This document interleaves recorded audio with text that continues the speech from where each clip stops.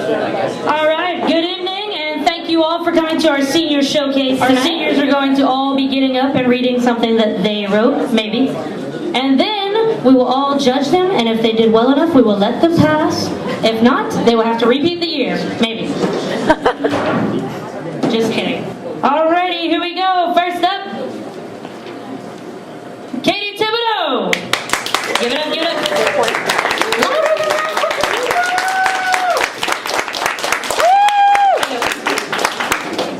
So I'm going to read, I was only going to read the one, but Jay convinced me to read all the ones I have. Alright, Darkness.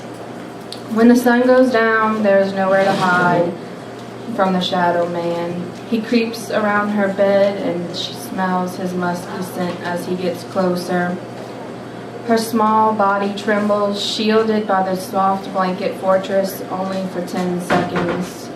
She glues her eyes to the shadows beyond the shadow man. She sees the prince rescuing the princess, but just as the shadow man leans down to kiss her, a tear leaks out of the corner of her eye, and the prince and the princess ride off into the moonrise. Her limbs stiffen as she counts the seconds until the shadow man leaves her room. 952 seconds until the prince comes to save her. Save her from the shadow man's hands. Screams not her own as she watches the prince in the shadows. She counts the seconds. 52 seconds. The prince grabs her, holds her, wipes the tear from her eye, but the prince can never wipe away her memory. The memory of the 6,664 seconds of darkness living within the shadows.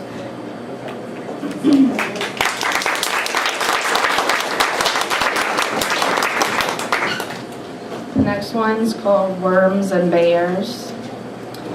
I dust the sugar from my lips, store the worm between my cheek and gums as 4 blue eyes stare up at me.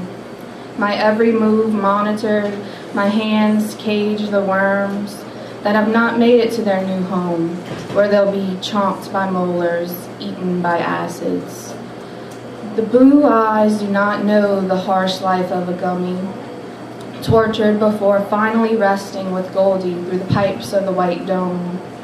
Boy eyes and girl eyes do not know what happens beyond the arms of a mother, father, or babysitter. War happens, murder happens, as tiny mouths are filled with sugar, gelatin, and red dye number 2, leaving them chewing while the neighbor's house is violated by the man who smiled at them yesterday. They know nothing scarier than Snow White's stepmother, villains of simple fairy tales. Her sticky, sugary hands hide her eyes as the bear is pinned between her teeth, his eyes in a trance as Nemo is captured by masked men and held hostage at 42 Wallaby Way, Sydney. Bears and worms scatter the floor, hiding under the leather sofa. Sour, sugary skin gripping the rug, but no rug, no mother or father will protect them from the smiles of yesterday.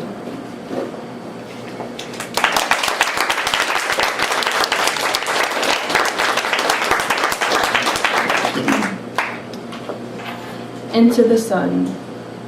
My hands are strapped to this chair, thinking about the next 10 seconds, yesterday, 5 years from now, last year. My mind rolls over dusty hills and stops at closed gates. My eyes are shut. I hear Adele cry, "We could have had it all," rolling in the deep. She's right, you know.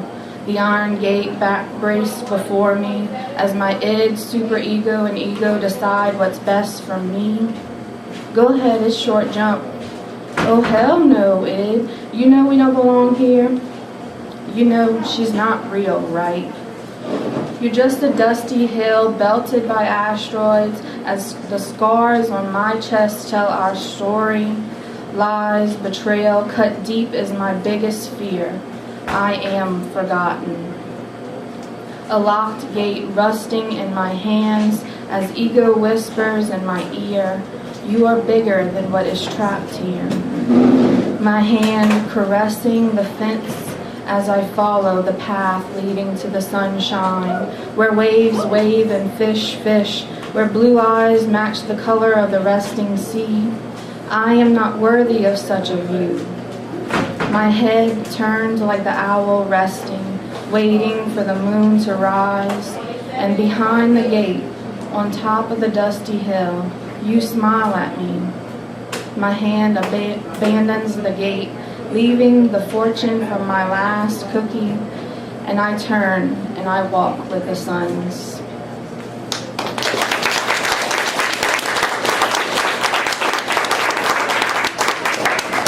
This is the last one. Chained.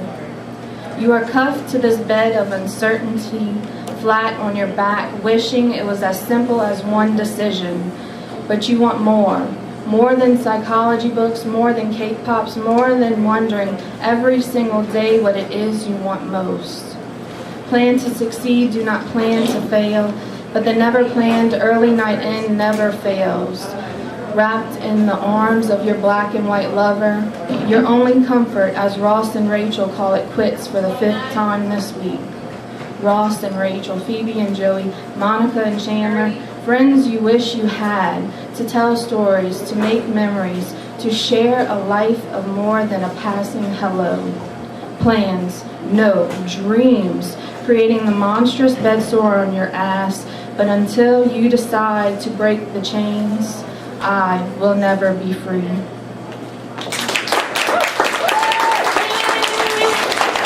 Our next person up is Stu Babin. All right.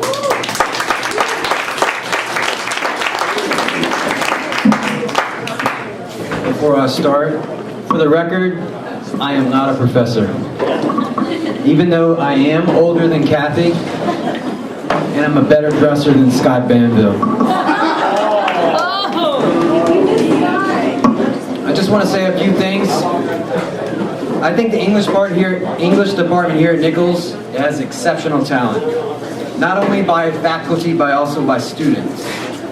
My advice to upcoming students, regardless of your major or focus, is to take a class with one of the professors here, like world literature with Eustace, poetry with Jay, rhetoric with Scott, advanced writing with Dr. Barker, a culture or a language class with Dr. Walton, publishing with Kathy, and I wish some of you had the chance to take prose with Kat Tracy, who's no longer with us.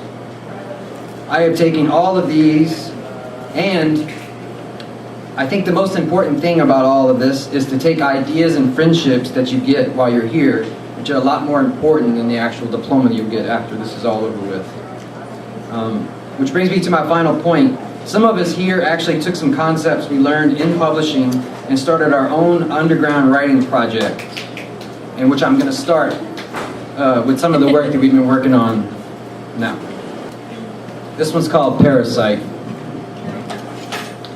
Bad breath fizz of your waist becomes my first impression. The inverted cross, ringing the perfection bells of lost regimen. Plans meaningless decoded design terrorize the diaper of humility. Gouging normalcy with a magic wand strikes to midnight, reappearing as a bedbug.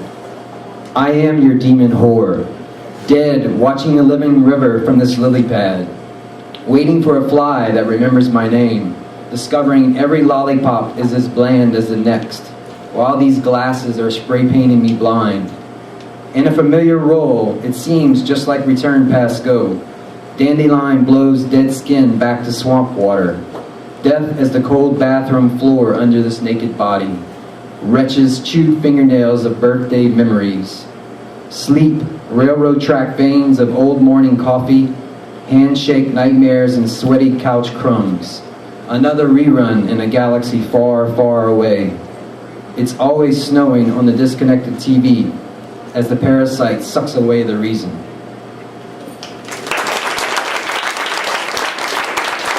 Frank and I thought it would be fun if we read each other's stuff, so this one's actually Frank's. Cloudscape Vistas.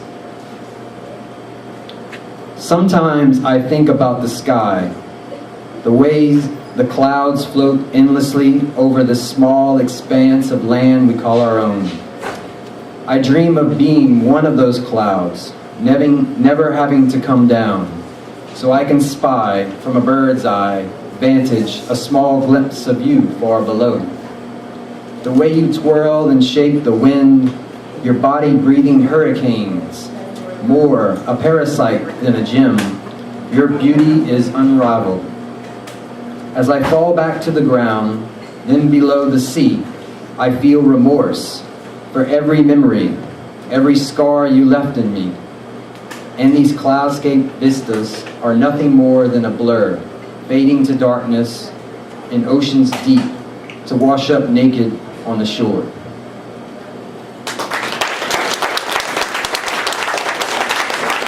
I'm going to read PC. You can read Mac after this. PC. It's not a personal computer or your damn cat. It's a thief of pompous oxygen, costumed, comic book bubbles, supernatural powers, 3 7s on the slot of Academy Awards, fake orgasms, who you knew, who you blew. Show us your tits, evangelist. Tell them what they've won, Vanna. You are a pretentious cunt, and so am I. Handle on your iron pot of burdened stew, as seen on TV. Parting gifts not included. All right, and this is my response to PC. This is called Mac. I am a personal computer for your damn cat. I don't steal. I give you oxygen. Clearly, professional text and your creative power always hits the jackpot. Win Academy Awards. True orgasms. Who knew you? Who blew you? Cover your breasts. An atheist? Tell them what they'll win, Johnny! You are a maladjusted cunt, and I am not. But I can make a pot of chicken stew, not found on TV, behind curtain number 2.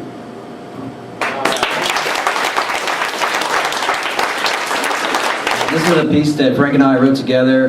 It was kind of a random piece, and then Sarah actually tried to slice it and put it together.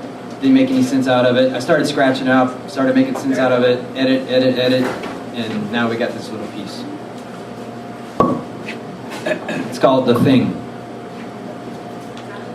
So this thing is finally ending, and that other thing is just beginning.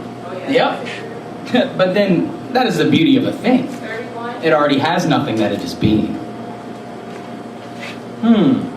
Are you saying that this thing is now, and this thing will be nothing, when it cannot be something, because it already has nothing, it is being? Yeah, sorta. Without that other thing, that something could end. Sort of like crossing a wormhole beyond parallel universes of things that the other thing was then, when that same thing happens here. So you're saying no thing over time takes the place of something, making yours and theirs what was, but instead becomes a new thing to those remember what it once was. Well, that was the formula for the slider thing. Aligning symmetry of things across dimensions as it was now and then. So it's one thing here and another thing there, in another dimension. Alright, so it's the same thing, but once this thing ends, another thing begins, and in another universe, it's a different thing, but still the same nothing. Right. So way before the other thing made it to an end thing. And without this new thing, there was never a thing for hope of things to come. Hope for us with a thing, or hope for those with nothing in a thing? Sometimes the thing gets lost. You forget the old thing, and you think you have a new thing. But really, it's just the same thing it always was before, just in a new form. Like a mutation of things that were before but are no longer. So things have a hypnotic amnesia of having the thing, while the other things are multi-dimensional things and could be this thing, the other thing, or something, without knowing if it's an old thing, new thing, or lost thing. Wait. Are you telling me you didn't bring the thing with you? Which thing? Everything.